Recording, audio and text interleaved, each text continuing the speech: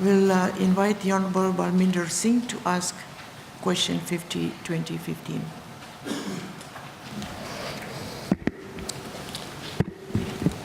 Thank you, Madam Speaker. Madam Speaker, I rise today to ask question appears under my name to the Minister for Trade, Industry, Trade and Tourism. Can the Minister inform this House what measures and initiatives are in place to provide stakeholders of the tourism industry with relevant, timely and updated data? Thank you, Madam Speaker. Thank you. The Minister for Industry, Trade and Tourism. Thank you, Madam Speaker. I wish to thank the Honourable Balminder Singh for his question.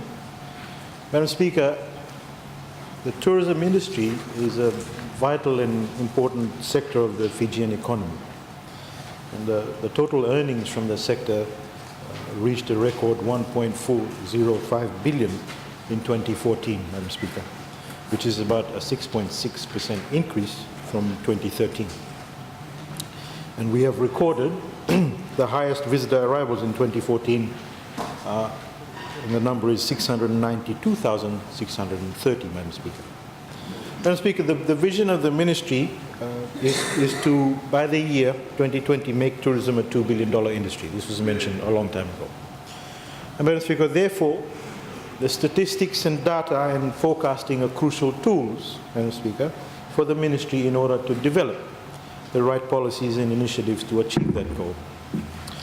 Madam Speaker, what it is that there's an international visitor survey report, and this is a very important project that provides a quantitative and a qualitative assessment of visitors.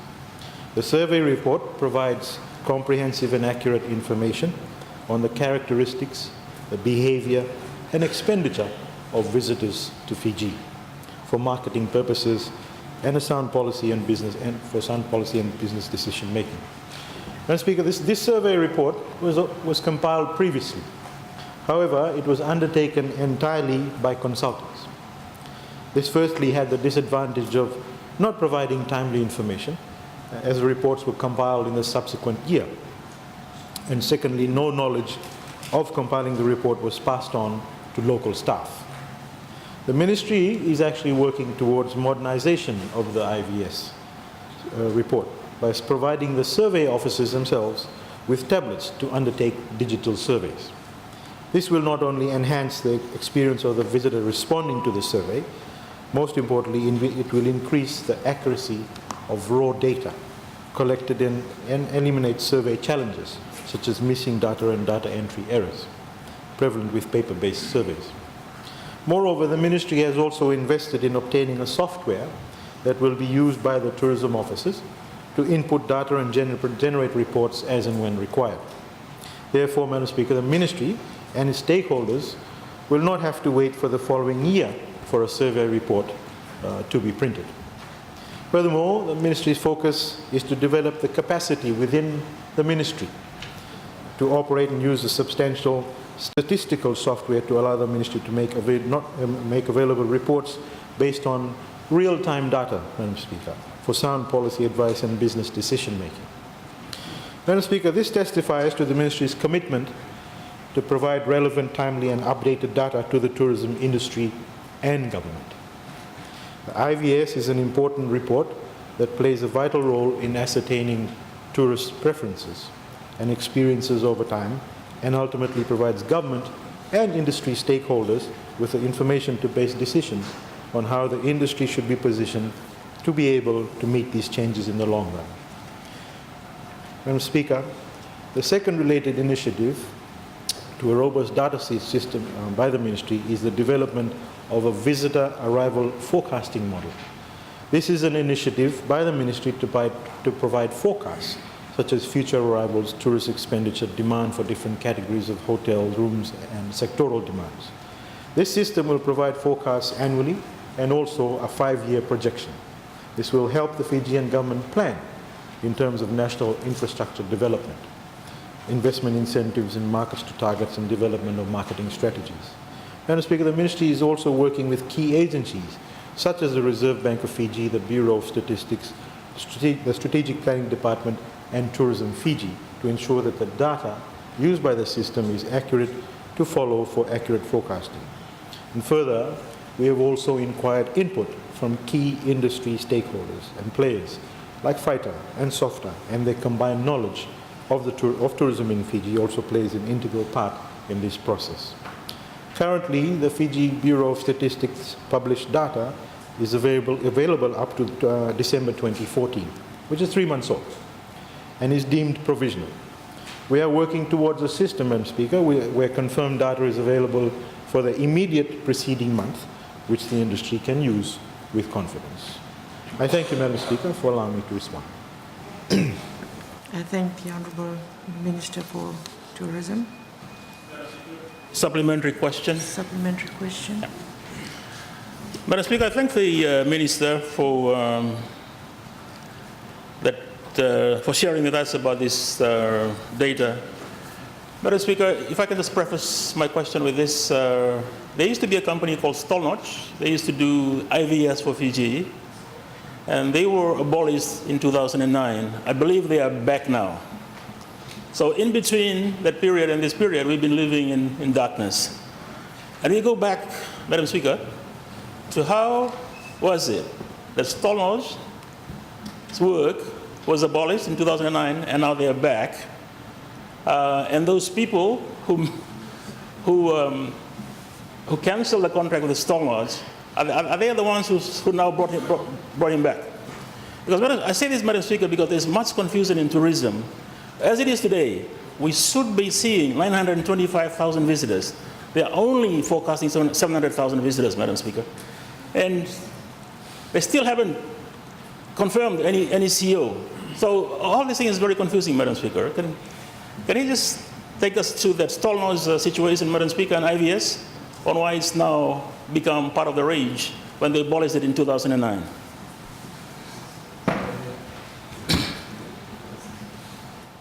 Honourable Minister.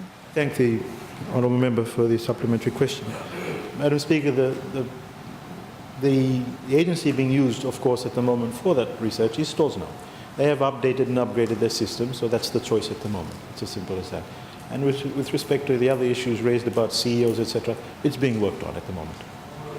Thank you. Honourable Noifulu. Madam Speaker, one of the very important stakeholders in the tourism industry are the indigenous people, or to be specific, ITLTB on behalf of them. So could the Minister explain to the House what measures or what initiatives does it have in relation to ITLTB, or to be specific, ITLTB Tourism Department? Thank you, Honourable Minister. Madam Speaker, anything that the tourism industry does with respect to the ministry, the ministry is in constant contact with all the relevant stakeholders, whether it's the TLTB, whether it's the different private sector agencies. We're in constant contact, but there is no specific provision. There is no specific provision for one particular body. The relevance of the question I would question in any event, because we were talking about international visitor surveys. Thank you. Is there a supplementary question? No. We will not allow a second supplementary question. Speaker? No? Good. Honourable Ronrondo. Thank you, Madam Speaker. One of the biggest contributors or stakeholders in the tourism industry are the small business owners or the informal sector. They are actually the engine room of the tourism economy.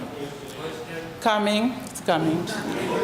The question is, how does the ministry ensure that the data that's already been processed to usable information is transferred to the small business owners so that they can capitalize on tourism arrivals in terms of promoting their own small business? Thank you, Madam Speaker. Thank you. Honourable Minister. Thank the Honourable Member for that question. Valid question, Honourable Member. With respect to small to medium enterprises, again, we have the benefit of not just the tourism ministry being under my ministry, it's also the industry and trade, which also involves the small to medium enterprises. With respect to information being made available to them, there is the Bureau of Statistics. That bureau is available to every Fijian with respect to any stats that they wish to obtain. There is no specific provision for a particular body to, and any time if the information is needed, the Tourism Ministry is always available to assist. Thank you. Point of order. Point of order. The Honorable Assistant Minister has not. Oh, sorry, my apologies, Honorable Minister. The Honorable Minister has not satisfactorily answered my question. The question is Order. to be able to use those data, which has already been turned into usable information by your officers. How is this information been made accessible to these small business owners so that they can Order. improve on their small Order. business? Order, that is not- capitalizing Order. on the Order.